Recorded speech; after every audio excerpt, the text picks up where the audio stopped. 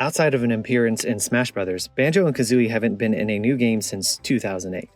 The original Banjo and Kazooie games were collectathon platformers for Nintendo 64, made by Rare, a company who is currently owned by Microsoft, but at the time had a very strong relationship with Nintendo thanks to their Donkey Kong Country series on the Super Nintendo. The series went dormant after those initial games and then came back to life on the Xbox 360 with the game Nuts and Bolts.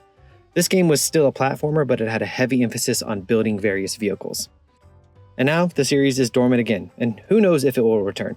We do know that each time it does return, there's been some tweaks to their designs, so let's pretend they're coming back for a new 2D game and redesign them for that. Why 2D? Because I don't know how to 3D model. First, let's look at the last iterations and talk about the things I like. What's working here? Right off the bat, I love Banjo's shape. It's big, stocky, and sturdy, and that makes sense for who he is and what he does. He's an action platforming bear. He also carries a very large bird on his back. Like, seriously, Kazooie is not small. She's like the size of an emu, so Banjo needs to be muscular to carry her around. A lot of cartoon bears default to a pear-shaped body, so I like that they went with a more top-heavy shape. He just looks strong. I mean, look at his tricep. He's jacked.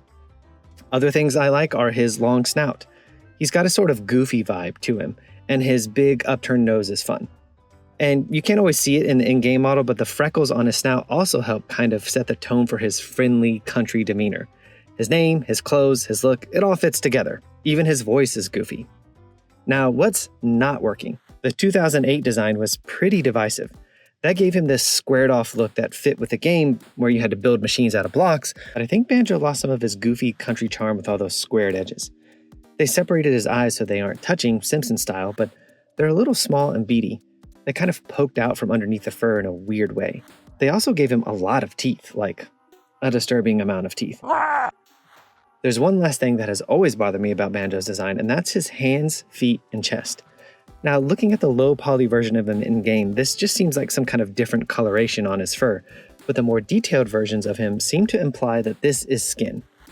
Like, what is that? Does he shave his hands and feet? He still has bear claws, but all the fur is gone.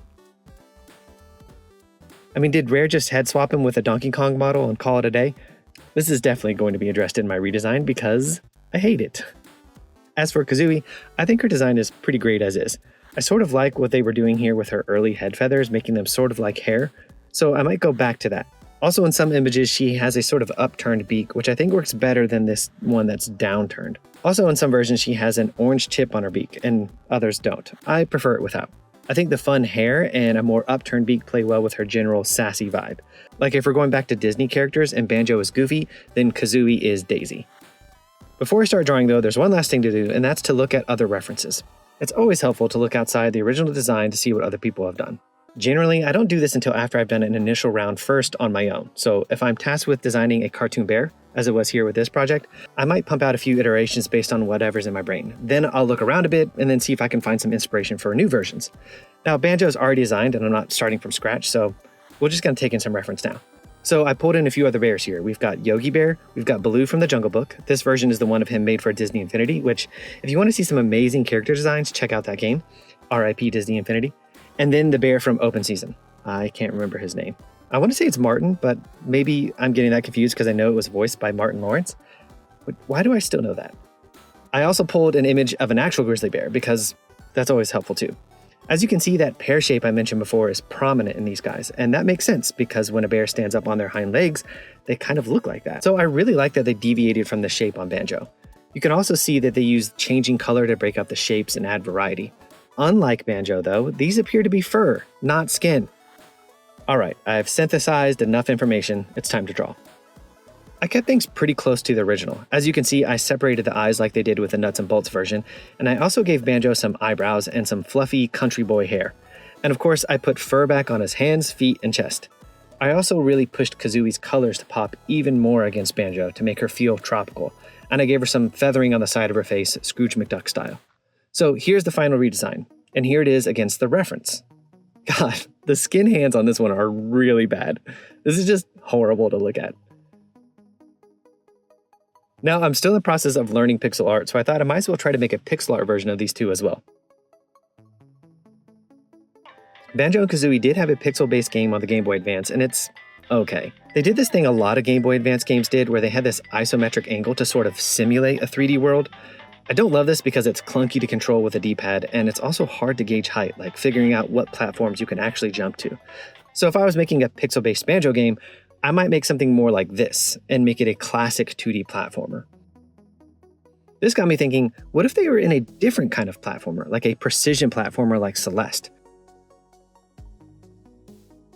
So I decided to try and make the smallest version of these two as I could, and it was a really fun challenge. I loved the results of these little guys so much I made an idle animation, which was also a fun way in learning how to animate an A-sprite. How cute is that?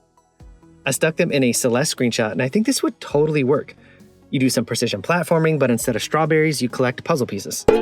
That would be fun, but if I were to have my way and see these two come back in a new 2D game, I think they'd fit best in a 2D Metroidvania, something like Ori and the Will of the Wisps. You unlock new moves to gain access to new areas, and you have plenty of collectibles, and the lush painterly art would look lovely. Here's my redesigned art in an Ori screenshot. Doesn't this look nice? I would totally play this game. And there you have it. If I was redesigning Banjo and Kazooie for a new 2D game, this is what I'd go with. Thanks for watching. I plan on doing some more of these redesigns, so subscribe if you'd like to see those, and leave a comment if you have any suggestions for other characters I should tackle. See you next time.